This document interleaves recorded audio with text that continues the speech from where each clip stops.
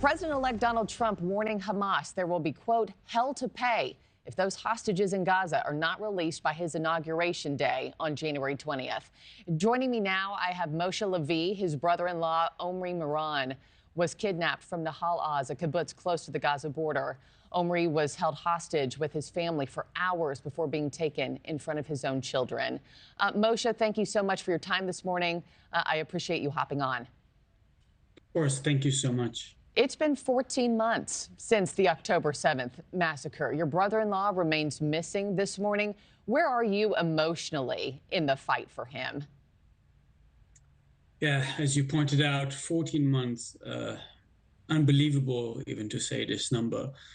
We as a family continue to focus on advocacy, and sadly, as a result, we put aside our emotions because we know that we'll have time to process it all after Omri returns, after all the hostages return, and when we'll start rebuilding our country, Israel, from the devastating war. But you know, at the same time, my nieces, Roni and Alma, 3 and 1.5 years old, we need to make sure that they are getting the care and understanding that we need to care for their emotions. They're already expressing so much agony for not having their father in their lives, for having a father as opposed to. I can't imagine. And how is your sister holding up? My sister is such a strong, resilient person.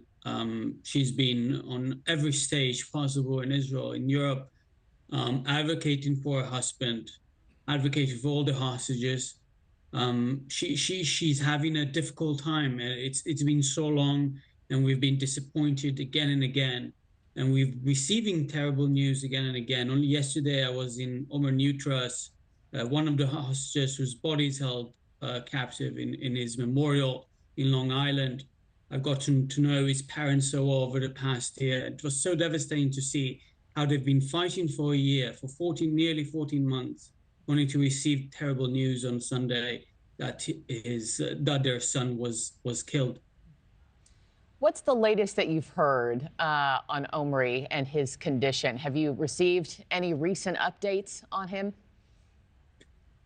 We haven't received any recent updates, not since late April, when Hamas released a psychological warfare video featuring him alongside another hostage, Keith Siegel, who is an Israeli-American dual citizen.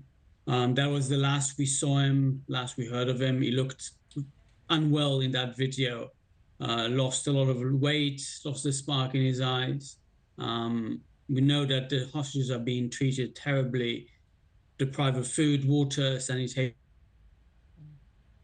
But it also gave us the energy and motivation to keep advocating for him because there is a life to save here. We have no reason to believe that he's not alive. Until we'll receive any other indication from the Israeli intelligence, we are going to keep advocating and understanding that Omri can be saved, alongside at least half of the 101 hostages whose Israeli intelligence believe are still alive. Yeah, you have to hold on to hope. I mean, that's all you can do. It's all you have. On the horizon, let's look forward. President Trump is about to be back in the White House. You know, he's pledged there will be hell to pay if those hostages are not released and returned back home. Does his new administration give you any hope that a long-term deal of sorts might be on the horizon?